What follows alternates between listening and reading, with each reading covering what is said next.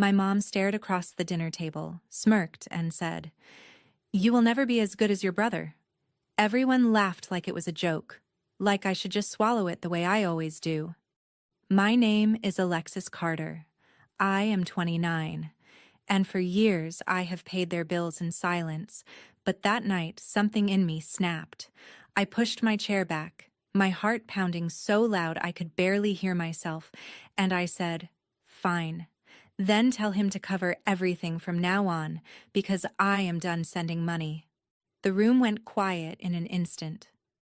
My mom blinked, confused, then narrowed her eyes at me like I had just insulted her. "What money, Alexis? We have never received a single dollar from you." She said it so confidently that for a second I almost questioned my own memory.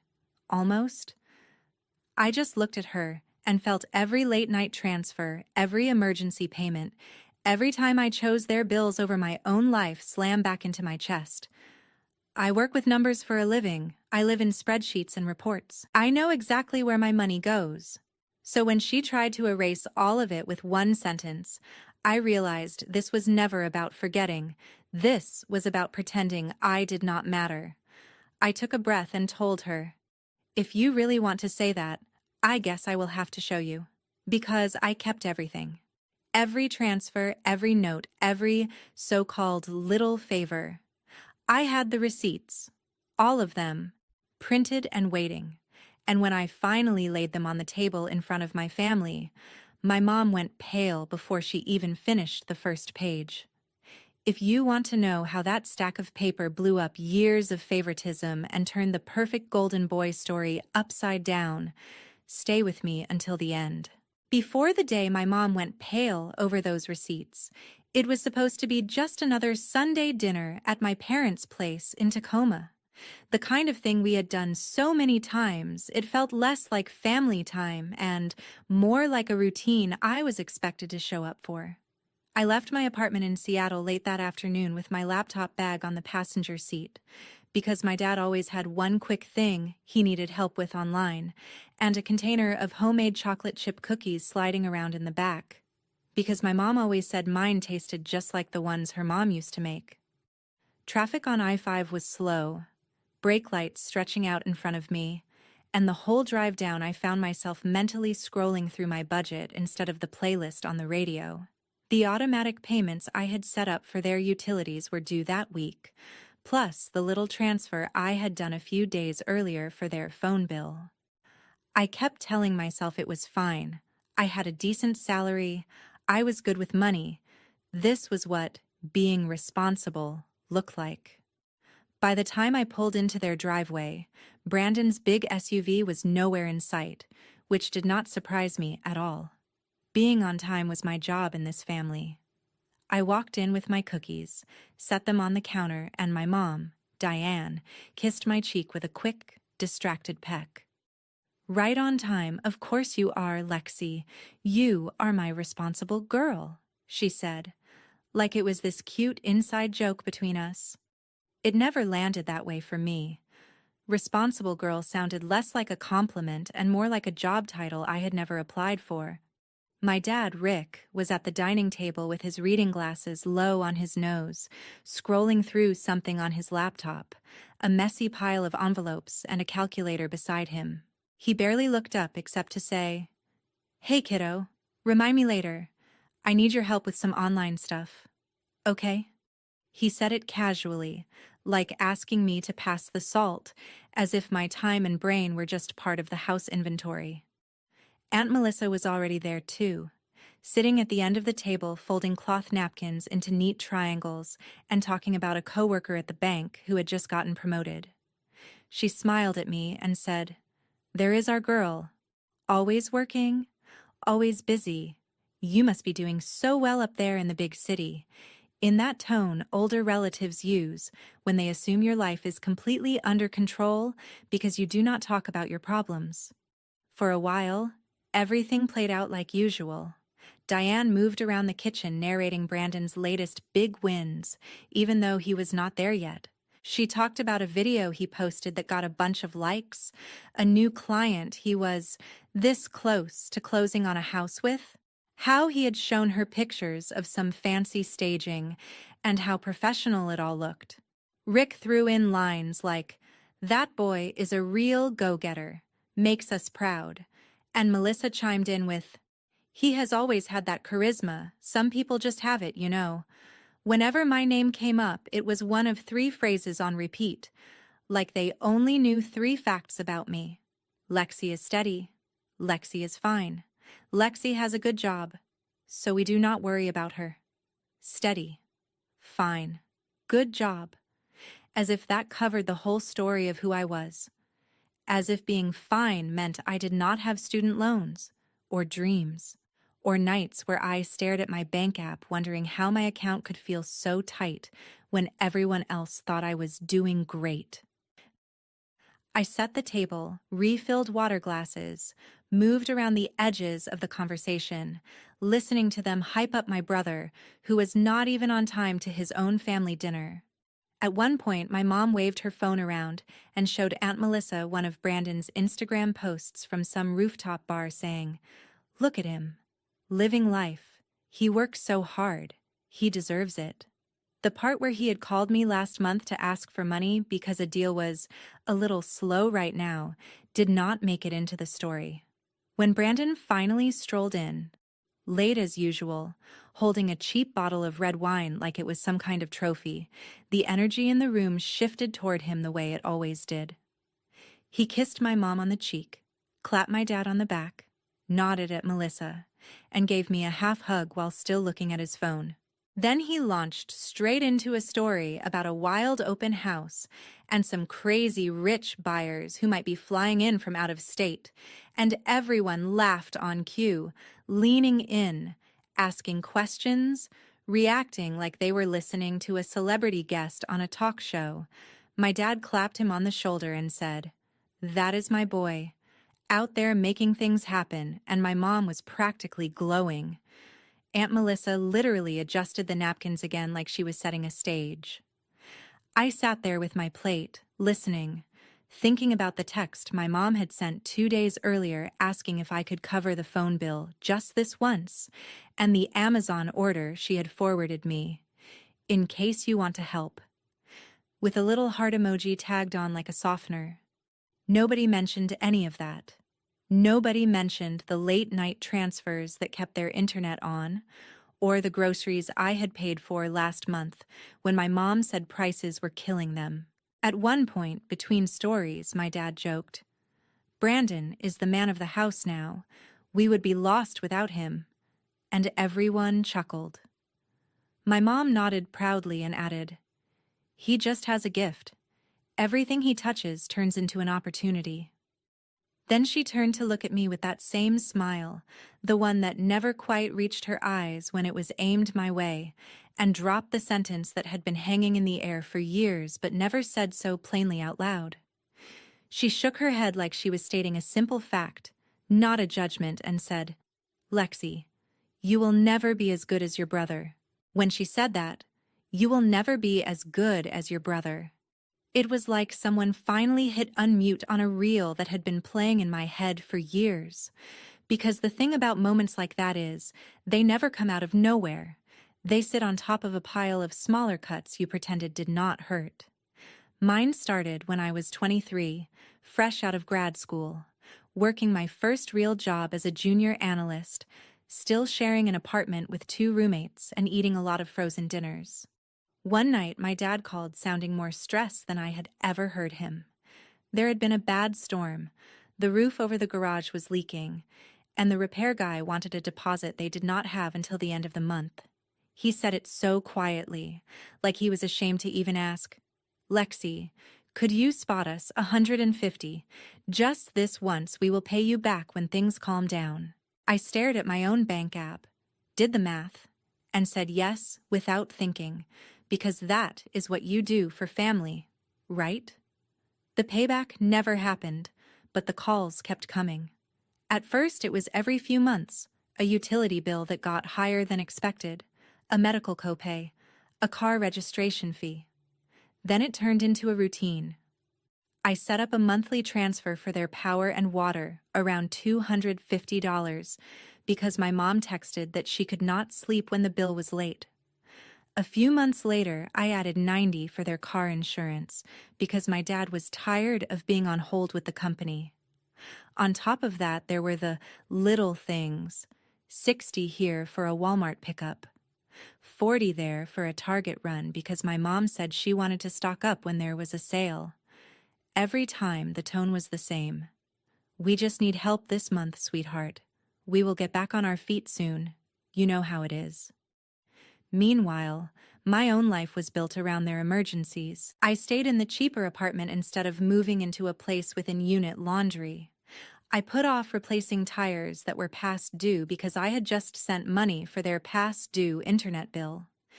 My friends planned a weekend trip to California one summer, and I told them I could not swing it without saying out loud that I had wired $300 to my brother for a temporary cash flow issue, so he would not lose a client. When Brandon wanted to sign up for some high-priced real estate coaching course he swore would change everything, my mom called me crying about how this was his big chance, and they did not want him to miss it. I ended up covering the last $300 he needed, and they all thanked me like I had just paid for a pizza, quick and casual, then moved on. It was not just the money, either. I spent my Saturdays driving down to Tacoma to fix things they did not want to pay a technician for. I set up online banking for my dad because he hated all the passwords. I untangled their internet when it went down. I synced my mom's phone to the TV so she could stream her shows. I sat at their dining table helping Brandon rewrite his bio for his website and polishing his LinkedIn so he could look more professional. When he got compliments on how sharp his profile looked, he never once mentioned I had written every word.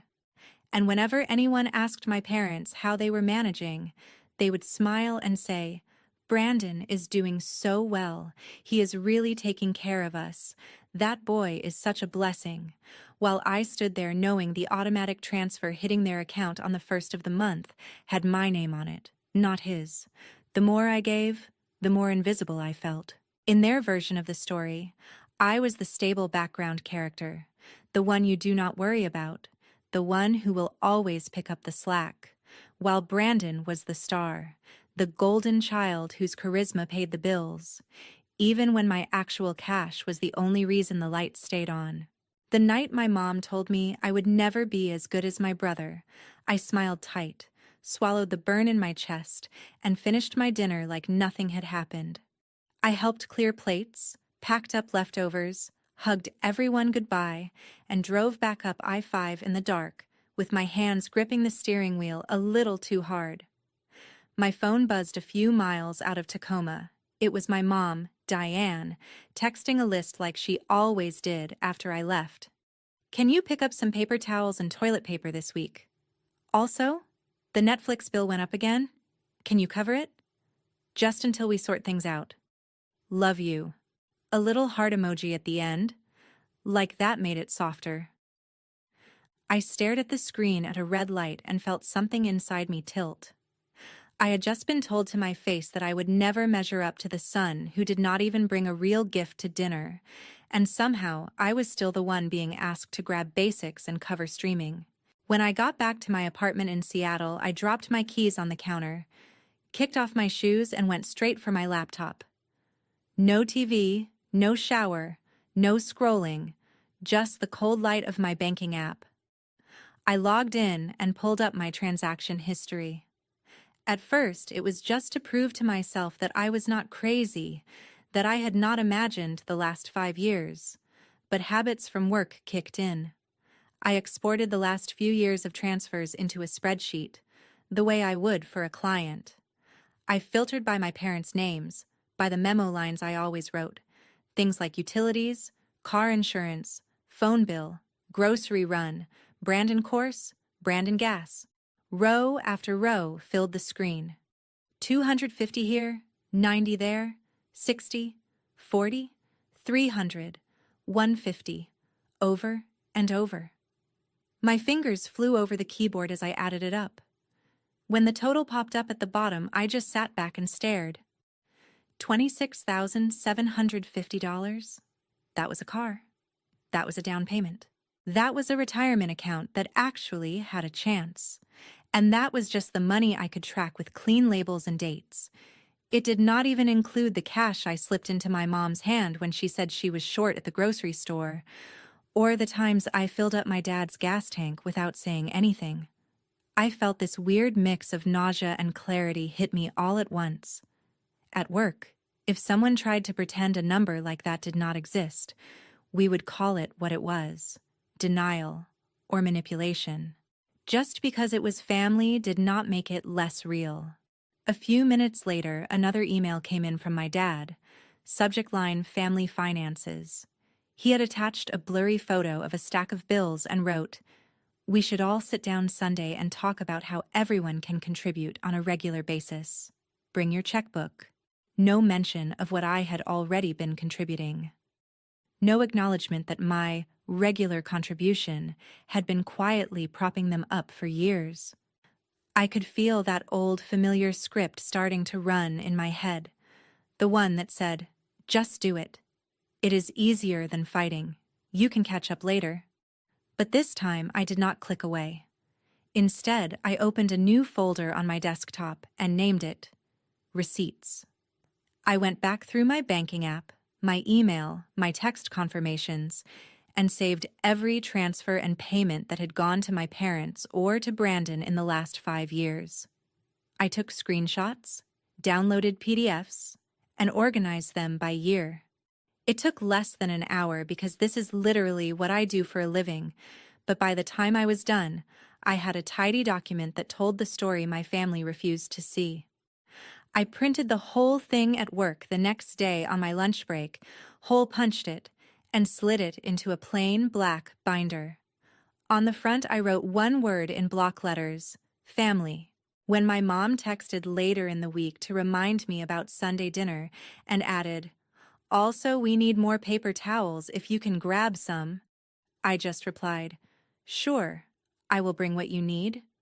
But what I was really thinking was, you wanted paper. You have no idea what I am about to put on the table. Sunday came faster than I wanted it to. I drove back down to Tacoma with a case of bulk paper towels in the trunk and that black binder sitting on the passenger seat like a passenger with its own agenda. My mom had texted that morning. Just a small family meeting before dinner. Nothing big. Love you. And added a smiley face. I stared at it for a long second before tossing my phone onto the couch and grabbing my keys. When I walked into the house, it felt different from the usual Sunday dinners. There was less noise, fewer smells from the kitchen. The table was already cleared except for my dad's laptop, a messy stack of envelopes, and a yellow legal pad with numbers scribbled all over it. Rick looked up and gave me a tight smile. "Glad you are here, Lexi. We are going to work this out like a team," he said, gesturing toward the chairs. My mom, Diane, was pacing between the kitchen and the table, chewing on her thumb, a habit she only had when she was worried about money. Aunt Melissa sat at the end of the table with a coffee mug between her hands, like she was there to moderate a panel. Brandon was leaned back in his chair, phone in hand, tapping through notifications like there was nothing serious happening at all. I set the case of paper towels down by the pantry, then placed my purse on a chair and, very carefully, laid the black binder on the table next to the pile of bills. Nobody commented on it at first. My dad cleared his throat and opened his laptop. "So, your mom and I have been looking at the numbers," he started, "and it is getting tight. Inflation, gas, all that stuff.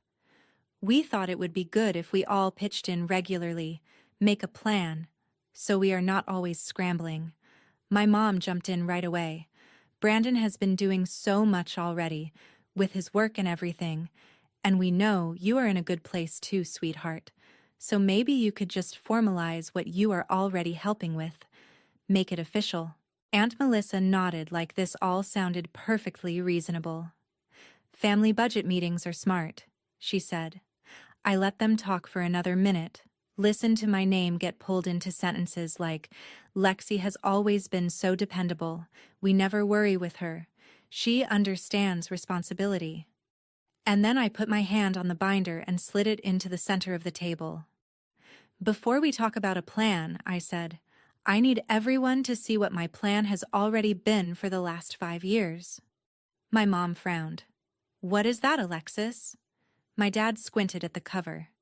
Did you bring your work stuff, honey? This is not that kind of meeting. I flipped the binder open to the first page, a simple summary sheet I had made at lunch earlier in the week. Each year, the total dollars transferred to my parents and to Brandon. Underneath, a grand total in bold. Diane leaned in, more out of reflex than interest, and started reading. Her eyes moved down the page and the color in her face drained so fast I actually saw it happen. For a second, nobody said anything. Then she laughed, a sharp, nervous sound. What is this supposed to be? These are just little things. You are making it look bigger than it is. My dad leaned over her shoulder, then looked at me. Lexi, this does not mean anything. It is just family helping each other. I reached forward and flipped to the next page. It was a printout of transfers from my bank, grouped by month. March utilities $250, car insurance $90, Walmart order $62, Brandon coaching course $300. I turned another page. April, May, June. Same pattern. My mom snapped the binder shut with more force than necessary. We do not need to see every little thing you have ever done, she said, her voice getting higher. And anyway, we have never asked you for that much. I felt something in me steady, the way it does when I present a report I know is solid. Not that much, I repeated. $26,750, not counting cash, not counting gas, not counting groceries I bought on my card because you said you were saving. Brandon finally looked up from his phone. Whoa, Lex, you have been keeping score. That is weird. It is family. My mom latched on to that. Exactly. This is family, Alexis. You cannot just throw numbers in our faces like some accountant. You will never be as good as your brother if you keep acting like this. There it was again. The line that had started all of this. I let it sit in the air for a moment. Then I stood up, every nerve in my body buzzing but my voice calm. You know what? I said. If I am never going to be as good as Brandon no matter what I do, then tell him to pay the bills. Tell him to cover the power, the water, the car insurance, the phone, the streaming, the Walmart orders, the coaching courses, all of it. Because I am done. I am not sending money anymore. The room went dead silent. My dad's mouth opened and closed like he had lost his place in the script. My mom stared at me like I had just spoken another language. What money, Alexis? We have never received a single dollar from you. She said it slowly, like she could will it into reality. Aunt Melissa shifted in her seat, clearly uncomfortable, but did not say anything. I opened the binder again, flipped it back toward her, and tapped the first page. Every dollar is right there, I said. Every transfer, every note. Utilities, insurance, Brandon gas, Brandon course. You do not get to erase it just because admitting it makes you feel bad. My mom pushed the binder away like it burned. You are being dramatic, she snapped. These were gifts. You never said you expected anything back. We thought you wanted to help. My chest hurt, but not from guilt this time. From anger. From finally seeing the whole pattern. I never asked for anything back, I said. I asked to be respected. I asked not to be treated like a walking ATM you could insult over dinner and then text for money on the way home. If you want to keep saying I will never be as good as Brandon, then from now on he can be the one you call at midnight about the power bill. He can be the one who misses trips and tires and savings, so you do not have to feel uncomfortable. My dad shook his head. This is not how families work, Lexi. Families do not keep ledgers. I looked at him and felt my eyes sting, but I did not let the tears fall. Families also do not pretend $26,000 never happened, I said.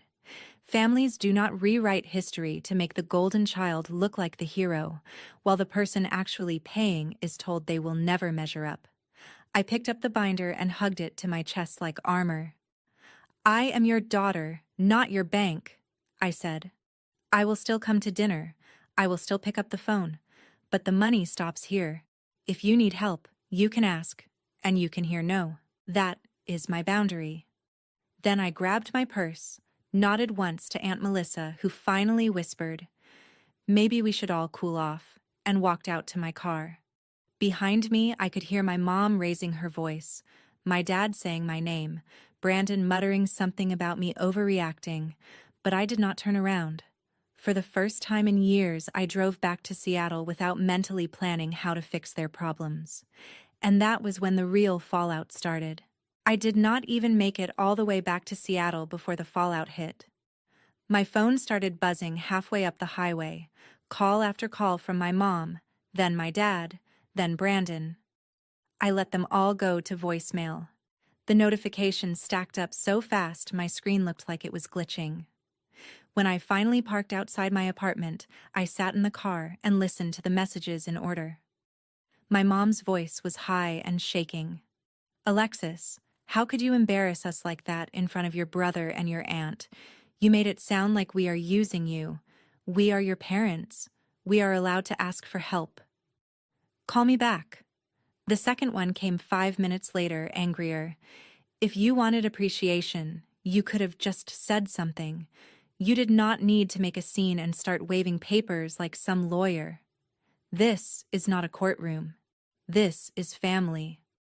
Then my dad's voice, tired and disappointed. "Lexi, that was uncalled for. Your mom is upset. Brandon is upset. You made it sound like we are bad people. Nobody forced you to send money. You chose to. That is not a debt. That is you being generous. Families do not keep score." Brandon's voicemail was more blunt. "Seriously, Lex, what the hell? Who prints out 5 years of bank statements? That is psycho ex-girlfriend behavior. It is a couple $1,000. Get over it." You made mom cry. I deleted that one halfway through. Over the next few days, the tone shifted. The first round was outrage. Then came the gaslighting. My mom texted, "I really think you are exaggerating those numbers. It could not have been that much. You must have added wrong. You are stressed. That is why you are seeing things this way." My dad sent an email with a spreadsheet of his own, listing a few times they had bought me school clothes years ago, a used car they helped me with when I was 19, closing with, "We have done more for you than you realize. Maybe we should all be grateful and stop putting price tags on everything." Aunt Melissa called to set up coffee. I almost canceled, but curiosity won. We met at a Starbucks not far from my office. She slid into the seat across from me with a latte and that tight smile older relatives get when they are about to be honest. "Honey," she started, "I get where you are coming from. I work at a bank. I know money can be stressful. But you cannot treat your parents like clients. They are just floundering a little. You are doing well. It is natural they lean on you." I stirred my coffee and let her talk. She lowered her voice. "Your mom is really hurt. She says you threw everything in her face, like she is some kind of freeloader. She is crying a lot. Maybe you could apologize for the way you handled it and then quietly keep helping until they get back on their feet. You will make the money back. Family, you do not." I stared at the foam on my drink and felt that old guilt flicker, the one built on years of being the dependable one. Then I pictured that $26,000 total on my page, the way my mom's face had gone white before she slammed the binder shut. "I am not treating them like clients," I said finally. "I am treating myself like a person whose work and money mean something." Melissa sighed, like I was being stubborn. "Just do not let pride cost you your family," she said. I drove back to my office and sat at my desk, my heart heavy and my hands shaking. For a second, I almost opened my banking app to reset the automatic transfers, just to make the noise stop. Instead, I opened a different tab. I canceled every recurring payment that had my parents' name in the memo. Utilities, gone. Car insurance, gone. The monthly grocery top-up, gone. Then I set up a new automatic transfer, same total amount, but this time from my checking into a separate savings account labeled Me. I opened an IRA I had been putting off for years and scheduled a small monthly contribution. The numbers on the screen were not big, not yet, but for the first time in a long time, they were pointed toward my future, not just patching holes in someone else's. The backlash did not stop just because the transfers did. My mom started posting vague statuses on Facebook about ungrateful children who only see dollar signs and how some people forget who raised them. A couple of my cousins liked the posts, not knowing they were about me. Brandon posted a selfie in his SUV with the caption, "No one is coming to save you. Hustle or go home." The irony made me laugh out loud in my kitchen. At the same time, real-world consequences started to show up. My dad accidentally sent me a photo of a shut-off notice for their internet, meant for my mom, before following it up with, "Sorry, wrong person. Ignore that." A week later, my mom called in tears because the power company had given them a final warning. In the past, that would have been my cue to log in and fix it. This time, I said, "I am sorry you are dealing with that. Have you called them to set up a payment plan and then sat in the silence that followed?" Brandon texted me one night. "Need a quick 300 to lock down a staging company for a big listing. Promise I will flip it back next month. Big commission's coming." I stared at the message for a long minute, my thumb hovering.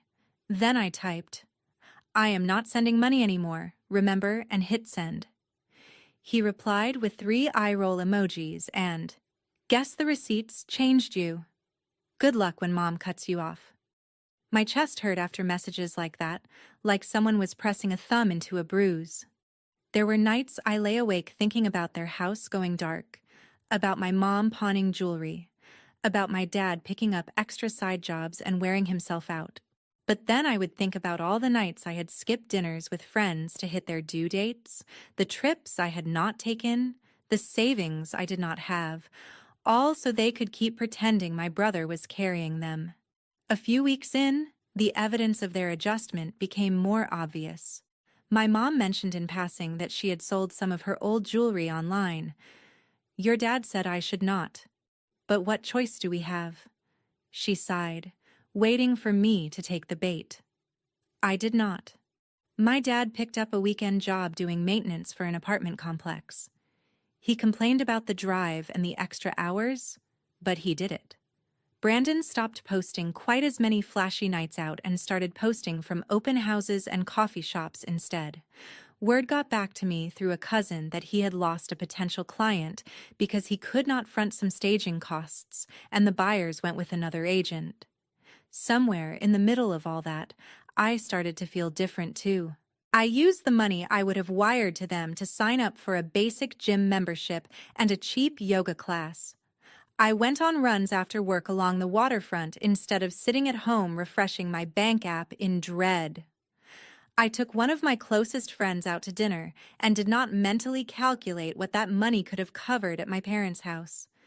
The guilt never completely disappeared, but something else started to grow alongside it. Relief. Space. The sense that I was finally stepping out of a role I had never agreed to play. The more their anger and guilt trips bounced off my new boundary, the more I realized that this was the real revenge, not the binder itself. Not starving them, not punishing them, but forcing them to live without the invisible safety net they had built out of my silence. And as the weeks turned into months, the calls about money slowly turned into something else. Or, in some cases, into nothing at all. Months passed, and the screaming in my phone finally faded into a kind of uneasy quiet. The first thing to go were the long, angry voicemails. Then the guilt-soaked texts slowed down. Eventually, The notifications from my family were mostly pictures of my parents' dog in a Halloween costume or a blurry sunset from their porch, with captions like, "Thought you would like this. Love you." There was never an apology. Not really. Nobody said, "Hey, we were wrong to pretend your money did not exist." But something had definitely shifted. When I drove down to Tacoma for dinner now, the house looked a little different. Some of the nicer decorations were gone. The cable package was clearly basic. No more premium channels playing in the background. My dad, Rick, talked about his weekend maintenance job at the apartment complex like it was just something men his age did, nothing to be embarrassed about. My mom, Diane, mentioned a part-time position she had taken at the local library. Just a few shifts a week, shelving books, helping people find things, she said, waving it off, but I could hear the strain and pride mixed together. For the first time in my life, my mom was swiping a time card instead of my account. Brandon toned down the influencer persona a little. He still posted, but the flashy dinners and expensive gear shots were replaced with open house tours and behind-the-scenes clips from showings. At one family dinner, he complained about having to pick up a few shifts at a coffee shop between slow months. "It sucks, but whatever. Grind is grind," he said. Nobody called him the man of the house that night. They talked about all of us, figuring things out, and when the subject of bills came up, everyone looked anywhere but at me.